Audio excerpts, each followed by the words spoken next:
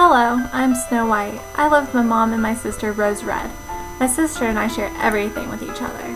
We love to walk through the woods hand in hand.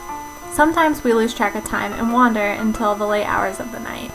When this happens, we lie together and sleep until it is light again. Mama knows we are safe and sound in the woods with our animal friends. One morning, when we awoke, there was a child dressed in white. The child looked at us and ran off into the trees. Mama said it had to have been the angel that watches over us since we take such good care of her and our cottage. We love to tidy up our home. Rose Red takes care during the summer.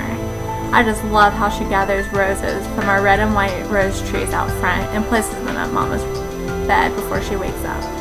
I take care during the winter. I get the fire going and put it on the kettle. There was a night when it began to snow. We were sitting by the fire when suddenly there was a knock at the door. Rose Red ran to the door to hurriedly let in what was probably a traveler looking for warmth. When she opened the door, it was a bear. We hastily ran and hid, scared of the bear, but the bear spoke, telling us he was friendly and just needed to warm up by the fire. Mama welcomed the bear in, easing us of our fear. The bear was covered in snow, so Rose Red and I scoured his fur until the snow was all gone. He then could rest by the fire to warm himself. The bear became our friend. Mama invited him to stay the night, and he did. When morning came, he left, but he began to come back again and again at the same time every evening. Rose Red and I got to play with him each night. It was such fun. Bear was always welcome. When spring came, the bear said he had to go. He said he had to protect a treasure from some mean dwarfs. He did not have to worry about them in the winter because they were trapped underground by the snow. But once the snow melts, they are nasty thieves, taking whatever they can. I was sad Bear had to leave. He had become a great friend of ours. Later that day, Mama sent us out to collect some wood for the fire. As we were wandering, we came upon a tree where there was a little man jumping up and down. It was a dwarf.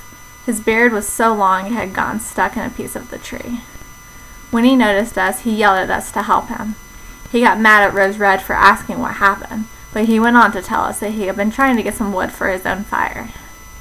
We tried and tried to get his beard unstuck. Rose Red offered to go get someone else, but the dwarf refused since he did not want us there in the first place. He was being so mean, so I grabbed my scissors and snipped his beard near the root of the tree.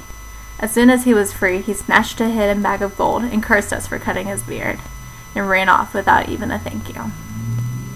Another day we were out again to search for wood. Walking by a creek, we thought we saw a gigantic grasshopper jumping towards the water. We ran closer to see, but it was again the dwarf. Rose Red again inquired about his actions. The dwarf was rude as last time, explaining that a fish was trying to drag him into the water. He had been fishing and a gust of wind had gotten his beard caught in the fishing line. Then a big fish bit the line, but the dwarf was not strong enough to pull it out. We tried all we could to untangle his beard, but the line was too entangled. I had no choice but to pull out my scissors and cut his beard. He was not too happy about that. He cursed us again, grabbed a bag of pearls, and ran off. A little while later, Mama sent us into town to get some supplies. On our way there was a big bird circling above us, descending with each swoop. It landed ahead of us with a horrible noise. We ran to see what had happened, and that is when we saw the dwarf again. The bird had attacked him and was about to fly away with him. We grabbed at him, pulling him from the bird. The bird let him go, but we had torn his coat trying to rescue him. The dwarf was not happy with us. He grabbed a bag of precious stones and ran off again. We continued into town. On our way back, we saw the dwarf dumping out his stones. It was late, so we had surprised him because he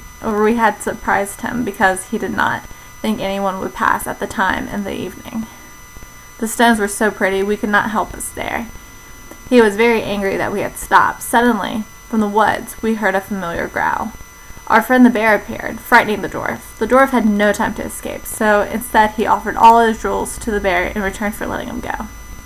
Bear swiped the dwarf with his paw, killing him on the spot. We had ran away, but the bear shouted after us. We waited for him, and when he caught up to us, his fur dropped off his body. Suddenly, he shifted into a man dressed in gold. He said he was a king's son, and that the dwarf had cursed him. It was the dwarf's death that had set him free. Years later, after Rose Red and I grew up, I was wedded with a prince, who was once a bear. Rose Red wedded his brother. The dwarf's treasure was split upon us two couples, and we lived in bliss with our old mama and our husbands.